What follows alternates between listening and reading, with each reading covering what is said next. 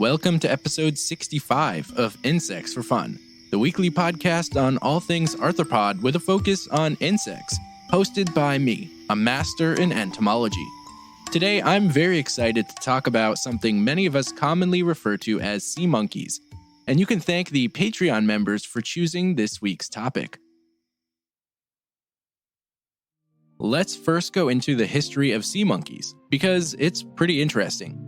The idea came to life in 1957, when a man by the name of Harold von Braunhut saw a tank of brine shrimp in a pet store that was being used as fish food.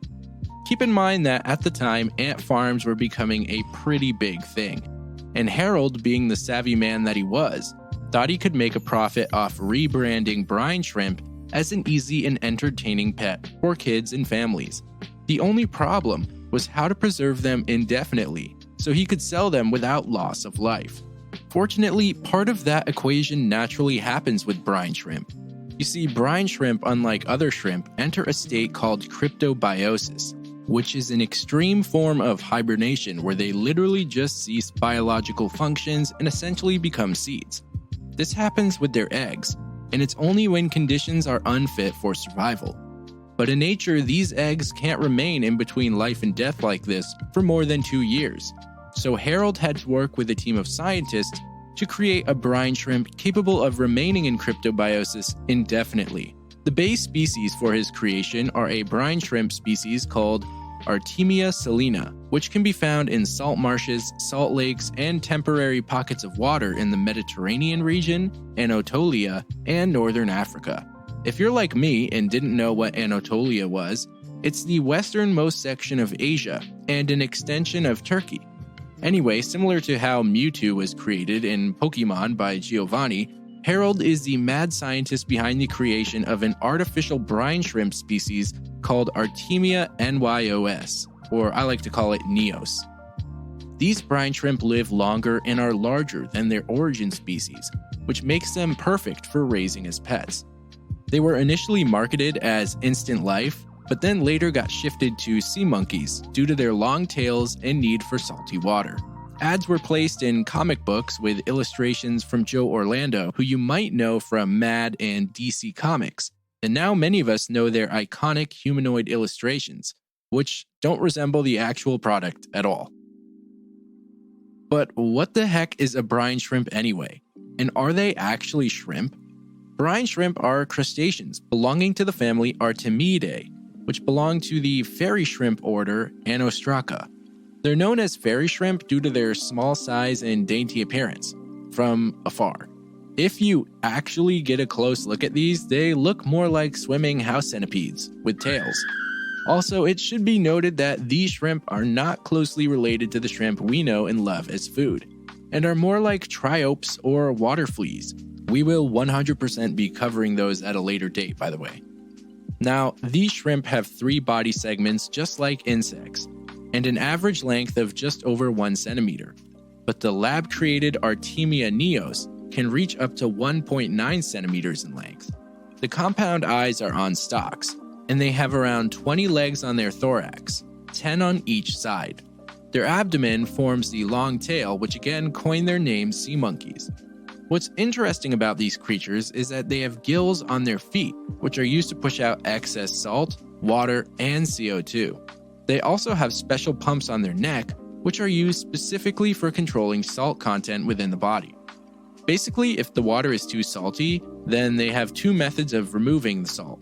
And if the water isn't salty enough, then the shrimp closes off the salt ducts to keep concentrations at an appropriate level. Another thing to note is that they don't really have a true brain. There is no epicenter where the bulk of information is received or sent, and instead these small creatures rely more or less off of reactions to the various ganglia/nerve bundles they have throughout their bodies.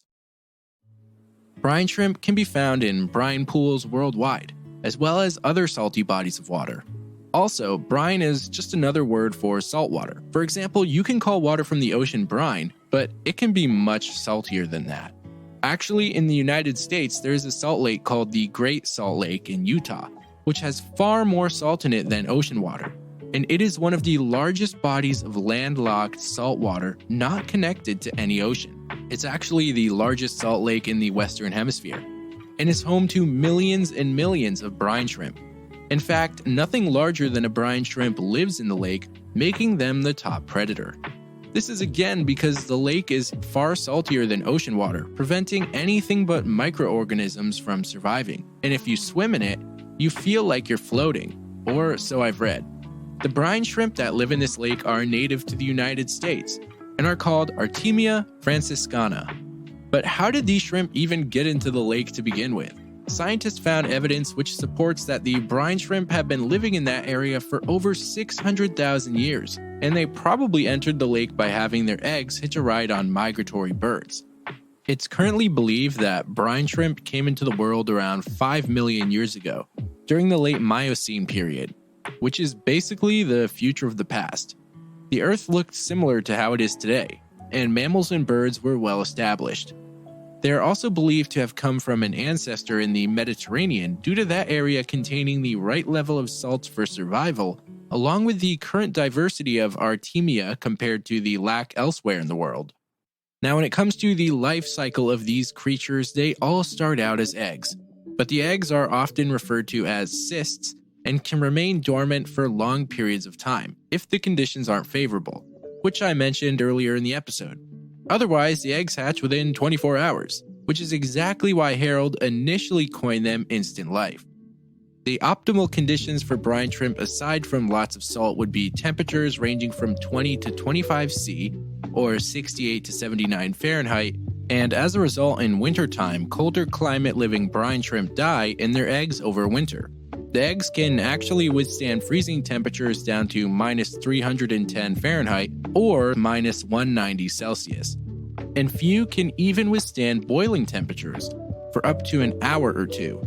The eggs are incredibly durable, which is again why so many people use them for fish food, shrimp food, and also as a product to sell for people as pets. The eggs were even used in an outer space experiment to test the effects of cosmic rays.